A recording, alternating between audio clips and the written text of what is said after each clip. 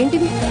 చీరలు, మెడలో వేసుకోవడానికి బంగారంతో చేయించిన చైన్. ఇవన్నీ నీకే. నాకా?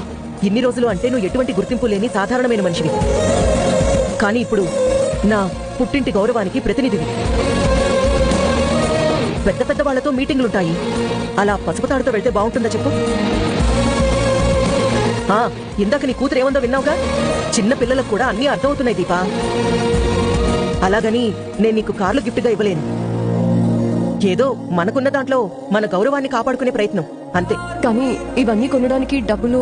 అబద్ధమూ చెప్పలేను, నిజమూ దాచలేను. చెప్పకూడదనుకుంటే వదిలేద్దయ్య. మీ మామయ్య ఇచ్చారు.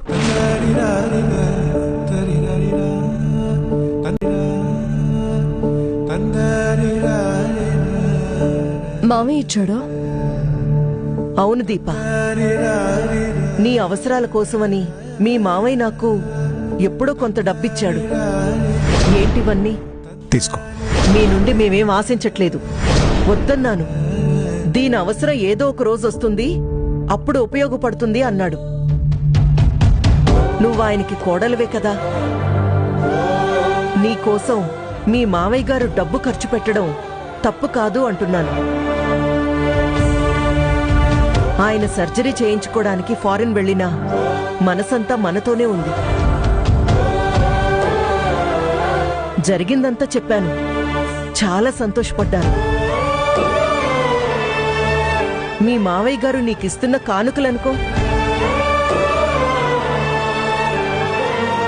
తీసుకో దీపా.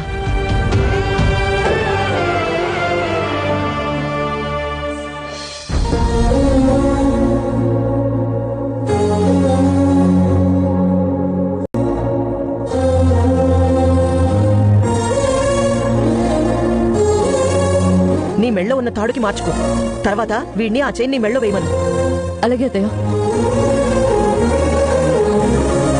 అన్నీ అమ్మకేనా? నాకేం లేవా? ఇదిగోనే, ఈ స్వీట్ నీకోసమే. అమ్మకేమో చీరలు, నాకేమో స్వీట్సా? నువ్వు చిన్నపిల్లవు కదా. చిన్నపిల్లకి ఏం కావాలో అడగాలి కదా. సరే, ఏం కావాలో చెప్పు. ఒక సైకిల్ కావాలి. కొంటానులే. నువ్వు కొనదు. నువ్వైతే డబ్బా సైకిల్ కొంటావు. తాతయ్య ఫారెన్కి వెళ్ళారు కదా, వచ్చేటప్పుడు తీసుకురమ్మను. అయితే నువ్వే చెప్పుకోవే. నన్ను పడుకోమని చెప్పి రాత్రి తాతతో ఫోన్ మాట్లాడావు కదా. ఇదొకటి నా ప్రాణానికి. ఈసారి మాట్లాడినప్పుడు చిన్నదానికి సైకిల్ తీసుకురమ్మని చెప్పు. ఒసే ముదురు బెండకాయ, నీ నోటికి తాళం వేయాలి. ఒరే కార్తీక్, ఈ రోజు నుంచి నీ కూతురు నీ దగ్గర పడుకుంటుందిరా. లేదు, నేను నీ దగ్గరే పడుకుంటాను. నీ తాతయ్యకి ఫోన్ చేస్తావని ఎవరికి చెప్పనులే. పోవే. రౌడీ, నానమ్మతో ఇలా మాట్లాడకూడదు కదా. సారీ చెప్పు. సారీ నానమ్మ. పద లోపలికి వెళ్దాం.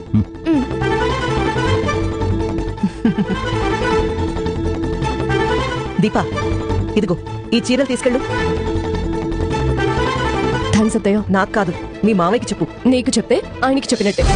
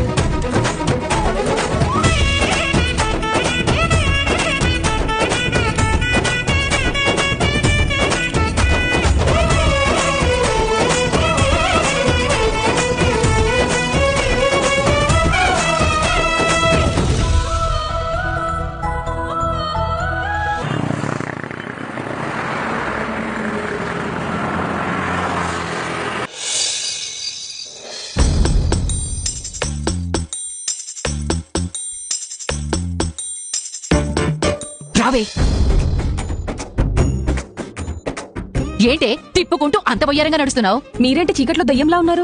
ఇది వరకు పౌర్ణమి రాత్రి చందమామలా ఉండేదని. అమావాస్య కాటేసిందా? మాయలోడు మాయ చేశాళ్లే. మాంత్రికుడి దగ్గరికి వెళ్లాల్సింది. ఇప్పుడు నిన్ను పంపించేది అక్కడికే. సమస్య మీది కదా, పరిష్కారం నువ్వు కదా. అదేలా? తలనొప్పి వస్తే తలని మింగం కదా, టాబ్లెట్ మింగుతాం. ఇది కూడా అంతే. లాజిక్ లేకుండా మాట్లాడతారేంటి? అదేలే మ్యాజిక్. వెళ్ళమంటారా? ఇప్పటికే లేట్ అయింది. పంపకుండా సోది పెడుతుంది మీరు. పనిగట్టివే. లోపల నన్నేం చేయడు కదా. ఆ విషయంలో వాడు మంచోడే. ఆ విషయంలో నేను మంచిదాన్నే. ఆ విషయం వాడికి తెలియనివ్వకు. ఇక నేను చూసుకుంటా. క్యారేజ్ ఇదిగో. ఇంత ధైర్యంగా పిలిచారు, యజమానులు ఎవరు చూడరా? ఏయ్ నేను ఇంటికి పని మనిషిలా కనిపిస్తున్నానా? కాదా? వసేయ్, నేను యజమాన్నే. మీ కట్టు బొట్టు చూస్తుంటే అర్థం కావట్లేదు మీరు యజమానా అని. సోయి రోమ్. పేమెంట్ ఎవరిస్తారు? నేనే ఇస్తాను. త్వరగా వచ్చేస్తారు కదా. నువ్వు వెళ్ళి బీరంగం చెయ్యి, నేనొచ్చి విధ్వంసం చేస్తాను. ఏదో ఒకటి చేసుకోండి, పేమెంట్ మాత్రం తగ్గడానికి వీల్లేదు. నువ్వు పెర్ఫార్మెన్స్ ఎరగది. అంత ఇరగది. సుమిత్ర, దశరథ, జ్యోత్స్న, త్వరగా రండి. ఏమైంది అత్తయ్య గారు? అయ్యయ్యో, నా నోటితో ఎలా చెప్పనమ్మా? ఏమండి, ఇది నీలాంటి దానికి చెప్పేది కాదు సుమిత్ర. ఏమైంది పారిజాతం? అయ్యో, నా నోటితో ఎలా చెప్పేదండి? అరిచి అందరిని పిలిచింది నువ్వే కాబట్టి నీ నోట్లో కాకపోతే పక్కింటో నోట్లో చెప్పిస్తావా? అయ్యో, ఘోరం జరిగిపోయిందండి, ఘోరం జరిగిపోయింది. శివనారాయణ గారి పరువుని భ్రష్టు పట్టించడానికే ఆ అల్లరి ముఖ తయారైందండి. ఏం జరిగింది గ్రాని? ఆవు దూడని గడ్డేస్తే అది తోడేలై చెయ్యి కలిచేసింది. ఆ తోడేలెవరు? ఎవరంటే ఎలా చెప్పాలి దశరథ? ఉవ్వా, చెప్పుకుంటే సిగ్గుచెట్టు, చెప్పకపోతే గుండెపోటు. చూడనట్టే ఉందామా అంటే మోసం అవుతుంది, చెప్పకుండా దాచేద్దామా అంటే అది అన్యాయం అవుతుంది. దేవుడా, ఈ దరిద్రాన్ని నాకంటూనే పడేటట్టు చేసేవేంటయ్యా? పారిజాతం, నువ్వు ఇలా అందరినీ పిలవడమే ఒక తప్పు. పిలిచిన విషయాన్ని చెప్పకుండా నా సహనాన్ని పరీక్షించడం రెండో తప్పు. అయ్యో, మిమ్మల్ని పిలవడమే తప్పైతే వాడు పిలిచిన దాన్ని ఏమనాలండి? దీనికే మీరు ఇంత అగిల మీద గుగిలం అయిపోతుంటే అది చూస్తే మీరు అగ్ని పర్వతం అయిపోతారండి. పారిజాతం, ఇంకా నా ఓపిక నశించింది. ఏం జరిగిందో చెప్పు. అది చెప్పేది కాదండి, మీ కళ్ళతో మీరే చూదురుగాని. రండి రండి, అందరూ రండి రండి రండి రండి. గ్రాని ఏదో ప్లాన్ చేసింది, ఏం చేసిందో ఏం అర్థం కావట్లేదు. రండి రండి, త్వరగా రండి, త్వరగా రండి. అమ్మ సుమిత్ర, నువ్వురా. అవ్వా, ఈ ఘోరం మీ కళ్ళకి చూపించాలని నేను బయట గొళ్ళెం పెట్టింది.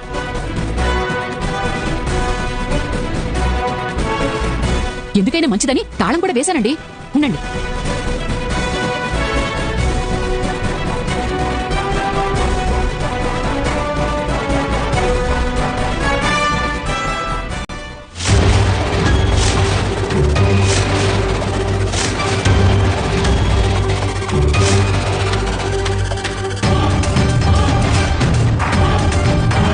ఇదేంటి, వాడి మీద పడి అరాచకం చేస్తుందనుకుంటే చీపు కట్టపట్టుకు నిలబడింది. అయినా మన తగ్గొద్దు, రచ్చ చెయ్యాల్సిందే. అయ్యో అయ్యో అయ్యో, చూసారండి, చూసారా ఈ అరాచకం? సూరజ్ గాడు బుద్ధిమంతుడు, పద్ధతి గలవాడు అని ఉండడానికి చోటిస్తే మన కళ్ళు కప్పి అవ్వా అమ్మాయిని తీసుకొచ్చి మరీ పెట్టుకున్నాడండి. గ్రాని చేసిన ప్లాన్ ఇదా? మనం సపోర్ట్ చేయాల్సిందే. అందుకే అంటారు, ఎవరినైనా తీసుకొచ్చే ముందు వాడి గుణగణాలేంటి, పద్ధతులేంటి తెలుసుకుని తీసుకురావాలి అని. రే సూరజ్, ఏంట్రా ఇది? అసలు శివనారాయణ గారంటే ఏమనుకున్నావు? నిప్పు నిప్పు, ఆయన నిప్పురా. చూడకూడదని అవ్వా అర్ధరాత్రి లవ్వని రప్పించుకున్నాడు.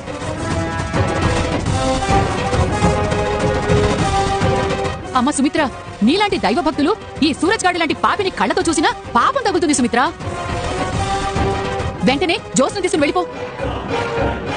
ఏమండి, ఈ దరిద్రుణ్ణి ఈ క్షణమే ఈ ఇంట్లోంచి బయటికింటేయండి. పిన్ని, వద్దు దశరథ, తప్పు చేసి దొరికిపోయినట్టున్నా పాపం ఆ పిల్ల మొహం చూడండి. అరేరే, ఇలా అడ్డంగా బుక్ అయిపోయాను అనుకుంటున్నా ఆ సూరజ్ గారి మొహం చూడండి. మనం ఎప్పుడు ఇంతేనండి, మోసం చేసిన వాళ్ళని నమ్ముతాం, మనమేమో మోసపోతుంటాం. రే సూరజ్, భలే ఇరుక్కున్నావురా నువ్వు. ఏమండి, ఈ విషయం గోడలు దాటి గేటు దాటి బయటికి పొక్కేలోపు వీణ్ణి గుమ్మం దాటించేయండి. నువ్వు ఇక్కడున్నావేంట్రా? నేనే కాదు పరు, నా బంగారం కూడా వచ్చింది. దీపా,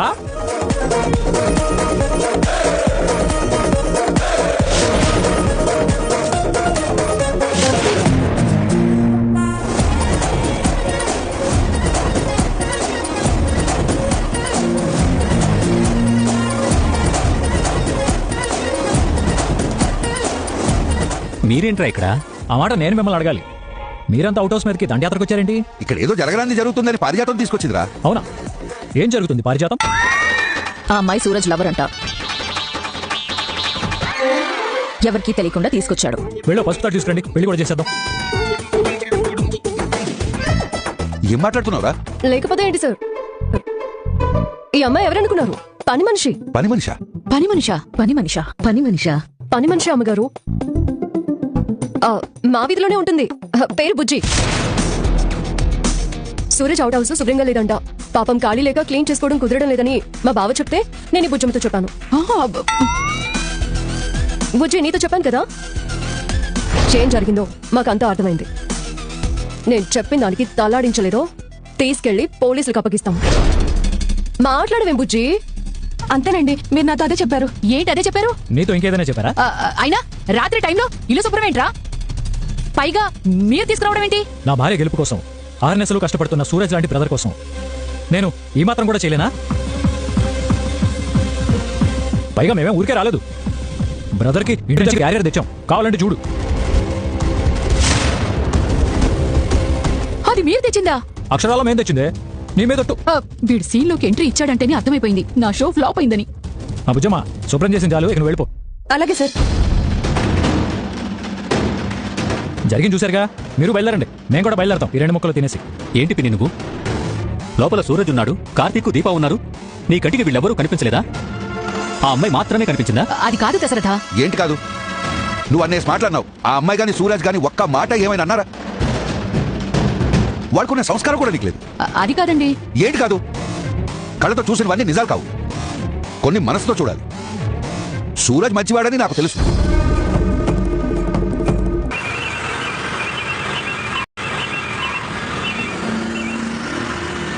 సరిగ్గా చూడకుండా గెడలు పెట్టేసి తాళాలేసేస్తే ఎలా పారు? వీడికంతా తెలిసిపోయింది. వీళ్ళని పంపించేయకపోతే నా గుట్టు బయట పెడతాడు. అప్పుడు ముసలోడు నా తోట తీస్తాడు. అయినా పారు, నువ్వు బయట గెడెందుకు పెట్టావు? సరిగా చూడలేదురా. అయినా పెద్దవాడు, మా భయాలు మాకుంటాయి కదా. నీ పెద్దరికం పిల్లల ముందు తలదించుకునేలా ఉంది. సూరజ్, ఏమీ అనుకోవద్దు. అలాగే సార్. నేను మీతో ముందుగా ఒక మాట చెప్పుండాల్సిందే. తప్పు నాదే సార్. Sorry sir. అది పద్ధతి అంటే. నువ్వు కూడా అతనికి సారీ చెప్పు. సారీ సూరజ్. అయ్యో పెద్దవారు, మీరు నాకు సారీ చెప్పడం ఏంటి? నేను ఎలాంటి వాడినో అర్థమైంది. పర్లేదు, మీరు వెళ్ళండి. సుమిత్ర, పద. కార్తీక్, మీరు కాసేపు ఉండగలరా? లేదత్తా, మేము బయలుదేరతాం. సరే, జాగ్రత్తగా వెళ్ళండి. అలాగే అమ్మా. ఈ రాత్రి